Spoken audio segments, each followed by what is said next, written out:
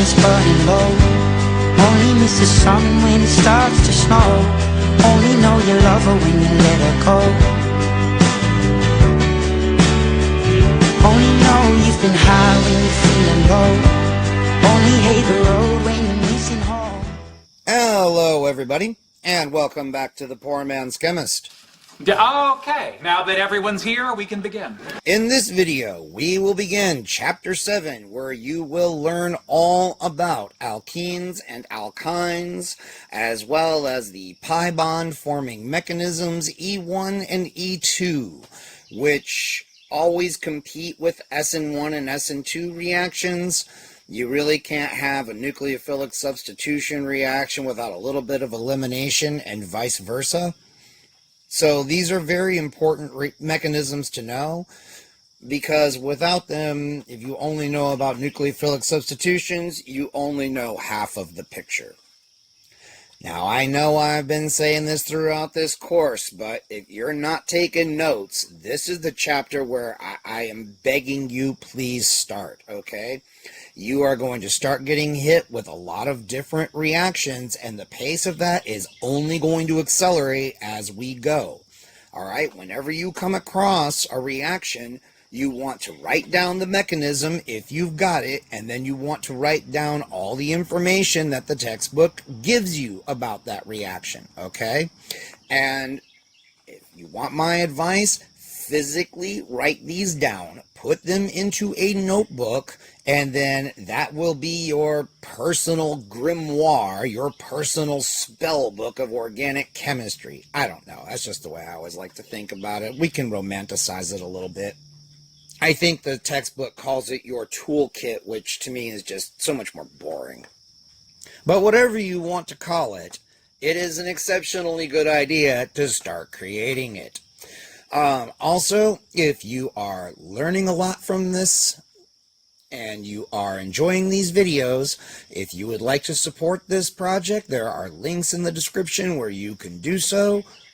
This democratization of organic chemistry is completely supported by donations. So if you would like to throw a little love and support my way, there's links down there for where you can do that. It's a simple request transaction. I underline a need and hope that you, in your wisdom, will provide. All right, let's get into it. Now, I'm going to start off, we're going to go through this piece by piece, just like we've been doing, so we don't miss anything, and I'm going to explain everything as we go. It's going to sound like review at first. Trust me, it does not last long. All right, so alkenes are hydrocarbons whose molecules contain a carbon-carbon double bond. An old name for this family of compounds that is still often used and that you will see in old literature all over the fucking place is olefins. Ethene is the simplest olefin. It used to be called olefiant or olefiant. I'm not sure how that word is said, but whatever that word is, gas, because gaseous ethene reacts with chlorine to form dichloroethane, which is an oily liquid, okay? And if you're curious, because I looked it up, that came from the Latin oleum, which means oil, and facere, which is to make. I really hope I did justice to that. I looked up the pronunciation and practiced saying that word just for this video. If I was off, Latin speakers, be gentle with me, okay? Hydrocarbons whose molecules contain the carbon-carbon triple bond are called alkynes. The common name for this family is acetylenes, after the simplest member, which is acetylene, or ethine. So you can see ethene, propene, and ethine here, the electrostatic potential maps. Now, the physical properties of alkenes and alkynes. Alkenes and alkynes have physical properties similar to those of corresponding alkanes. Alkenes and alkynes up to 4 carbons are gases at room temperature. Being relatively nonpolar themselves, alkenes and alkynes dissolve in nonpolar solvents or in solvents of low polarity. Alkenes and alkynes are only very slightly soluble in water, with alkynes being slightly more soluble than alkenes. The densities of alkenes and alkynes are lower than that of water, so they'll float on it. Now, the easy system for naming alkene diastereomers, okay? So before we learned, when we were talking about alkenes, the cis and trans nomenclature, all right? If you had two groups and they were on the same side, it was cis. If they were opposite each other, they were trans, all right? But how do you name a compound like this? You can't really use cis or trans for this, okay? So we have to use a different system called the EZ system. And it works by using Kohn-Ingold pre-log priorities. Now, how to use the EZ system. Examine the two groups attached to one carbon atom of the double bond and decide which has higher Kohn-Ingold pre-log priority. In other words, which one has the highest atomic number. In this case here, okay? It gets more complex. Don't worry, I'll comment on that in a moment. Repeat that operation with the other carbon atom. Compare the group of higher priority on one carbon atom with the group of higher priority on the other carbon atom. If the two groups of higher priority are on the same side of the double bond, the alkene is designated Z from the German word zusammen. I think I did that right, meaning together. If the two groups of higher priority are on opposite sides of the double bond, the alkene is designated E from the German word entgegen, meaning opposite. The following isomers provide another example. Okay, you see that? And remember with the Kohn-Ingold pre-log system, if it's not something very similar where it's just, single atoms or its atomic number, remember you had to try to figure out which hydrocarbon chain had higher priority, and all of the rules that we learned in chapter 5 still apply here. All right, I hope that this is, makes sense. That's all there is to it. If the two groups of highest priority are on the same side, it's Z. If they're on opposite sides, it's E. It's really that simple. And since you already know all about assigning priorities from chapter 5, I'm not going to dwell on that. All right, the relative stabilities of alkenes. Cis and trans isomers of alkenes do not have the same stability. The plot thickens, right?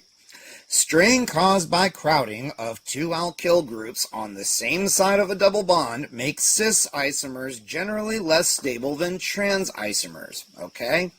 This effect can be measured quantitatively by comparing thermodynamic data from experiments involving alkenes with related structures, as we shall see in 7.3a right down here, okay? So, you can think of this as basically, those non-homo-schlong interactions that we were talking about when we were learning about conformers, all right? With them on the same side here, you force the two non-homo schlongs in close proximity, and these guys are not comfortable about that, okay? Whereas over here, when it's trans, these two non-homo schlongs are as far apart as possible, all right? They're at the titty bar, so everybody's happy.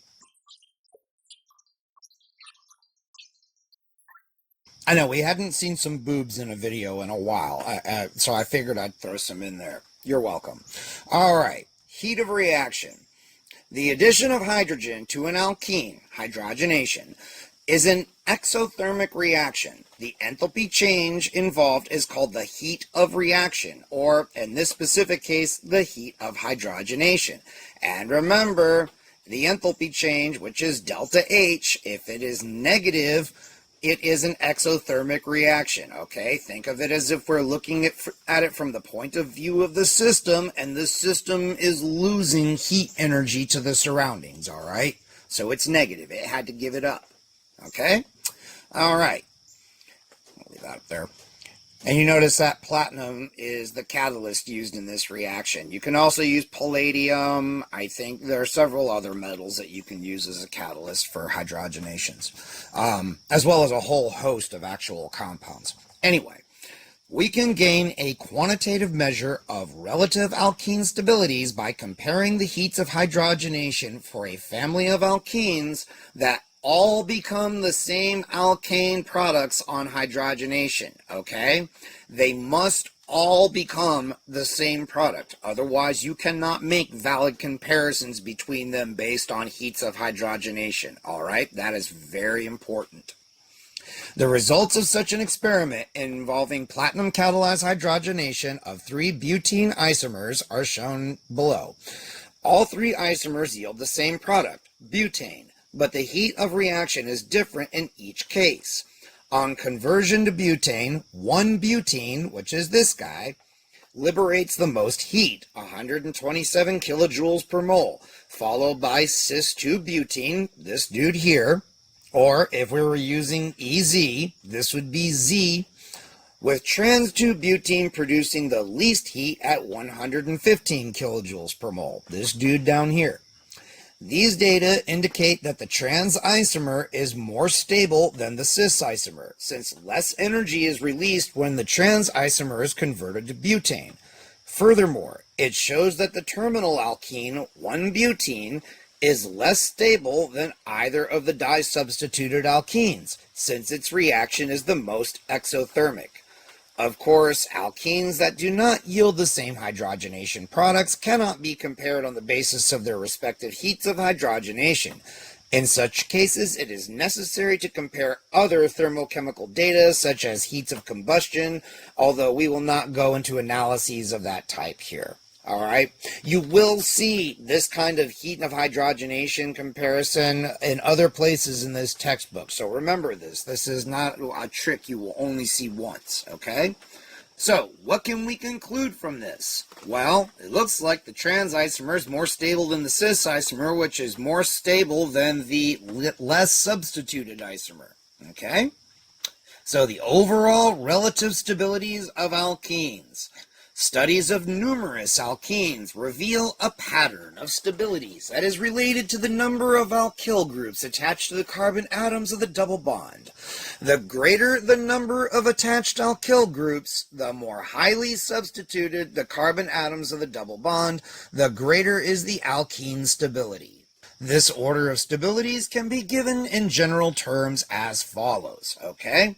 So tetrasubstituted is more stable than trisubstituted, is more stable than these 3 disubstituted. Notice this is the order, okay? So disubstituted, where you have both alkyl groups on 1 carbon, is more stable than having them trans, which is more stable than having them cis, which is more stable than a monosubstituted one, which is more stable than an unsubstituted alkene. Everybody see that? This is an order you're just going to have to memorize. There is no way around it, all right? Part of the explanation for this trend lies in the electron-releasing effect of alkyl groups, an effect that satisfies the electron-withdrawing properties of the sp2 hybridized carbon atoms of the double bond. Alright, so remember, sp2 hybridized carbons are more electronegative than sp3 hybridized carbons. Alright, so if these alkyl groups can release a little electron density to these carbons through these bonds, through induction, then that will help to stabilize this and make it a little happier, okay? So when you've got the most alkyl groups here, well, they can, end up in a situation where you have the most inductive stabilization for these 2 carbons possible. And here it's less, and so on, all the way down to the end. If that doesn't make sense, please ask questions in the comments, and I will be happy to explain it to you. All right, let's move on. Cycloalkenes. The rings of cycloalkenes containing 5 carbon atoms or fewer exist only in the cis form. The introduction of a trans double bond into rings this small would, if it were possible, induce greater strain than the bonds of the rings could accommodate. And if you want to play with your balls, you can make models and see this for yourself. Trans-cyclohexene might resemble the structure shown in figure 7.4. There is evidence that it can be formed as a very reactive, short-lived intermediate in some chemical reactions, but it is not isolatable as a stable molecule. See that? And it's mostly because you're asking these 2 carbons here to bond with each other, and they're just too far apart. They really don't want to, so if this thing does form at all, it is a fleeting intermediate that does not hang around long. Trans-cycloheptene has been observed spectroscopically, but it is a substance with a very short lifetime and has not been isolated. Trans-cyclooctene has been isolated, however. Alright, so you've got to get up to an 8-carbon ring before you can have a transalkene in a ring system and have it be stable. Here the ring is large enough to accommodate the geometry required by a trans double bond and still be stable at room temperature. Trans-cyclooctene is chiral and exists as a pair of enantiomers. You may wish to verify this by playing with your balls. Okay? Or you could just do an internet search and see if you can find a movable 3D model of it and play with that. Alright. Here we go. See, I told you it wouldn't last long. Synthesis of alkenes, elimination reactions. Elimination reactions are the most important means for synthesizing alkenes. In an elimination reaction, the fragments of some molecule are removed, eliminated from adjacent atoms of the reactant. This elimination leads to the creation of a multiple bond, just like you can see here, okay? Some atom Y and some atom Z are removed off of adjacent carbons, and it forms a pi bond, so you end up with an alkene, all right? So it says in this chapter, we shall study 2 methods for alkene synthesis based on elimination reactions: dehydrohalogenation of alkyl halides and dehydrations of alcohols, both of which you can see extremely generalized reactions for here. Okay? So, in one, you have H and a halogen that's being removed, and the other H and an OH. So, one will eliminate the elements of a hydrohalic acid, and one will eliminate the elements of water. Now, it doesn't mean you get a hydrohalic acid, it's just it removes the elements of it. Okay? So, an H and a halogen. Alright, let's talk about this some more. Dehydrohalogenation is a widely used method for synthesizing alkenes via the elimination of HX from adjacent bonds or adjacent atoms of an alkyl halide. Heating the alkyl halide with a strong base causes the reaction to take place. The following are 2 examples. So you can see here in both cases the reagents and the temperatures are the same. We are doing elimination reactions with alkyl bromides, and you can see the yields here that you get. Alright? Not too shabby, right? Especially for the 2-methylpropene. Any type of halogen atom can participate in elimination of HX to form an alkene. In general, we call these reactions dehydrohalogenation because you hadn't picked up on that before now, right? When they say any type of halogen atom can participate in elimination, alkyl fluorides will react to undergo a dehydrohalogenation, but in general, they react very slowly from the literature I was able to find on them. I mean, you can coerce them into doing it, but it's I mean, they're not the best choice if your goal is to create an alkene. Usually. Alright. In these eliminations, as in SN1 and SN2 reactions, there is a leaving group and an attacking Lewis base that possesses an electron pair. Okay? So, like up here, the leaving group is bromine, or bromide, once again, like we saw in the last chapter, and we're using sodium ethoxide and ethanol, okay? Which is a pretty strong base. Chemists often call the carbon atom that bears the leaving group, the halogen atom in the previous reaction, the alpha carbon atom, okay? So, this leaving group, which in this case is supposed to be a halogen, is bonded to a carbon. We call this the alpha carbon, all right? And the one that's adjacent to it is the beta carbon. It lets the alpha carbon sleep with its wife while it sits in the other room and... Anyway, a halogen atom attached to the beta carbon is called a beta hydrogen atom. Since the hydrogen atom that is eliminated in dehydrohalogenation is from the beta carbon atom, these reactions are often called beta eliminations. They are also often referred to as 1-2 eliminations. So this would be 1 and this would be 2. See that? All right. What kind of bases do we use? Various strong bases can be used for dehydrohalogenations. Potassium hydroxide dissolved in ethanol is sometimes used, but the conjugate bases of alcohols, such as sodium methoxide, offer distinct advantages. Okay? And remember, we talked about this in the chapter where we talked about acid-base chemistry. You can't deprote an alcohol with hydroxide. All right? You can make a pretty strong basic solution by mixing, dissolving an alkali hydroxide in ethanol, but it doesn't create the ethoxide ion.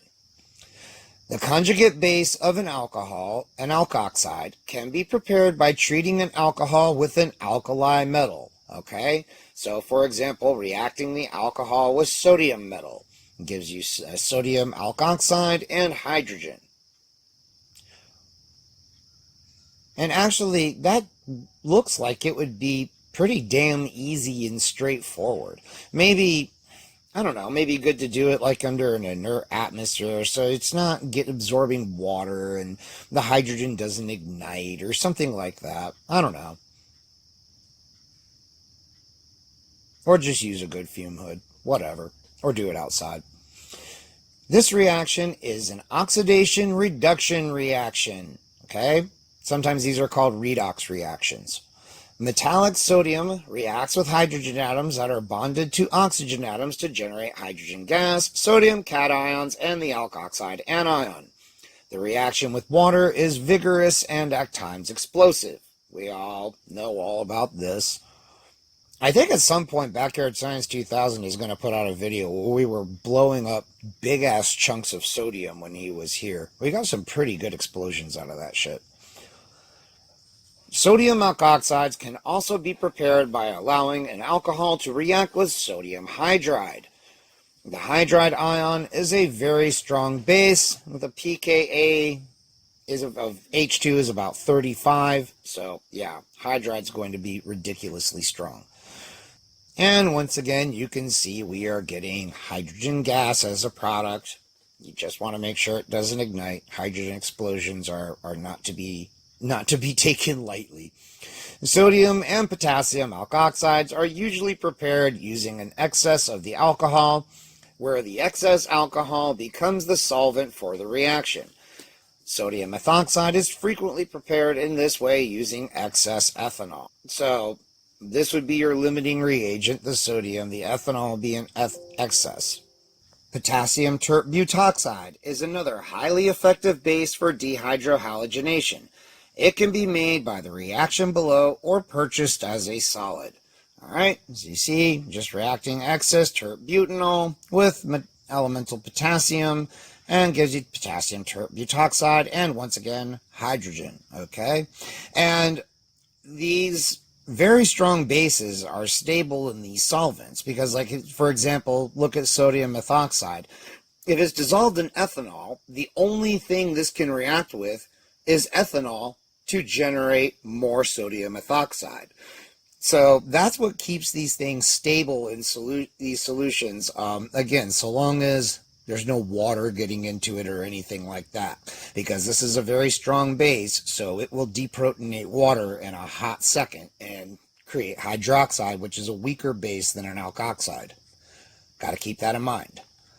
Okay, mechanisms of dehydrohalogenations. Elimination reactions occur by several mechanisms.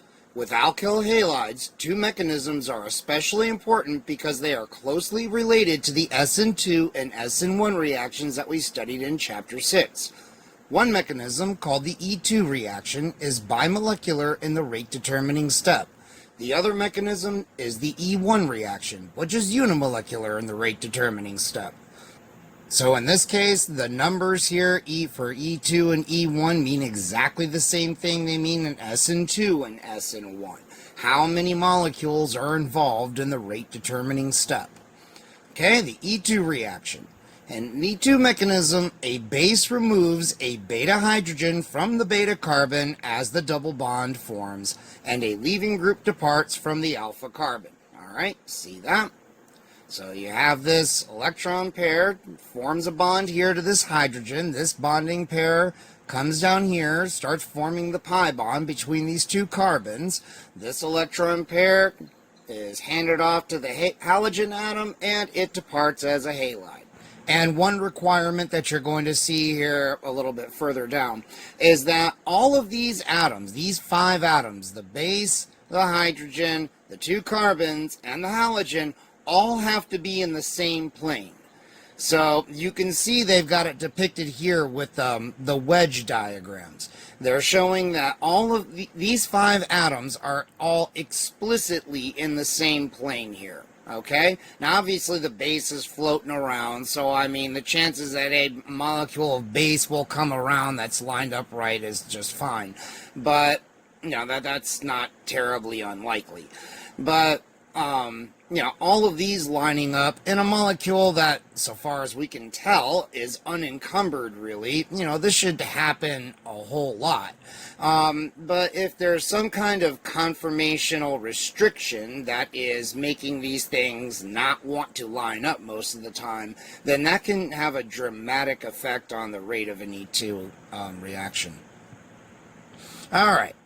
Evidence for this mechanism comes from the reaction of isopropyl bromide with sodium ethoxide and ethanol, leading to the formation of propene.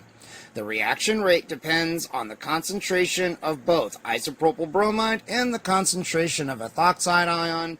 That is, the reaction is first order in each reactant and second order overall.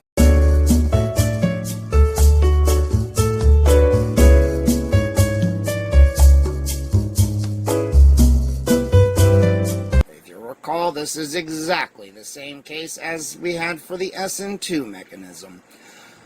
From the reaction order, we infer that the transition state for the rate determining step must involve both the alkyl halide and the alkoxide ion, thus the reaction must be bimolecular, and so it's an E2 reaction. Considerable experimental evidence indicates that an E2 reaction takes place in the following way. So you see, isopropyl bromide, ethoxide ion, giving us propene, ethanol, and bromide ion. So the basic ethoxide ion begins to remove a proton from the beta carbon using its electron pair to form a bond to it. At the same time, the electron pair of the beta carbon-hydrogen bond begins to move in and become the pi bond here. And the bromine begins to depart with the electrons that bonded it to the alpha carbon, right here. Okay? Then we hit our transition state.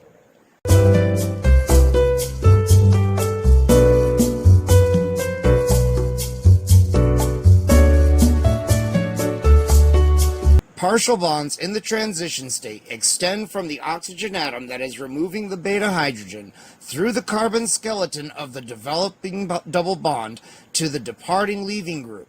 The flow of electron density is from the base toward the leaving group as an electron pair fills the pi bonding orbital of the alkene, alright?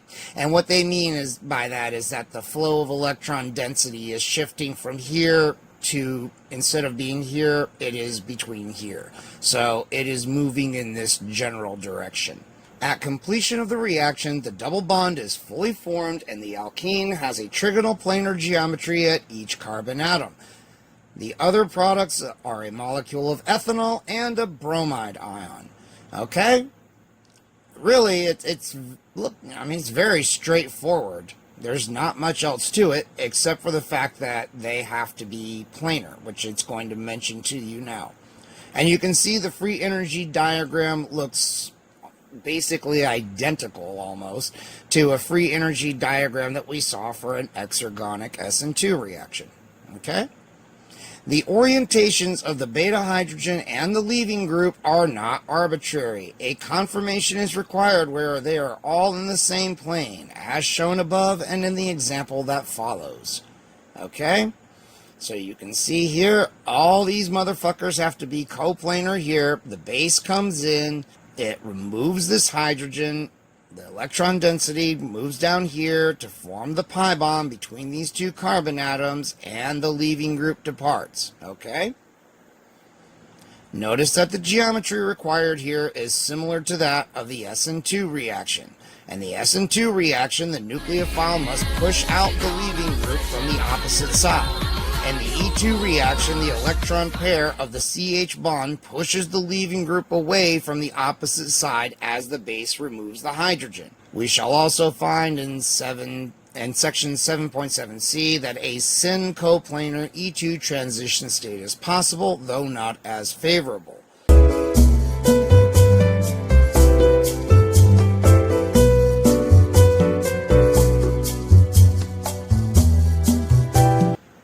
Alright everyone, that brings us to section 7.7a, Zaitsev's rule, which I think that's a good point to stop here.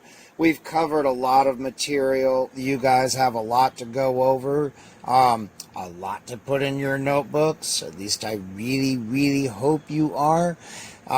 We will hit the ground running with this in the next organic video, which I will try to have out in a more timely fashion. If you want to know why this wasn't out a couple of days ago, see the video I just put up on BitChute about YouTube giving me a strike for 7 videos, all of which were more than a year and a half old. Because that made any fucking sense, but whatever. So yeah, that slowed down me being able to put out these videos at a more reasonable rate. But I'm trying, guys. I'm trying. I am doing my damnedest. I'm trying not to let you guys down. That is the last fucking thing I want to do. So if you like this video, give it a thumbs up. And if you didn't like it, well, tell me why. You know, maybe try telling me why you don't like things so that I can change them and make them better. It's amazing how that works. Subscribe, comment, please, for the love of God, share the video. That's more important now than ever before. And throw a few bucks my way if you are learning something from this and enjoying it. For fuck's sake, that would be super helpful right about now. And till the next one, you guys, I will see you later.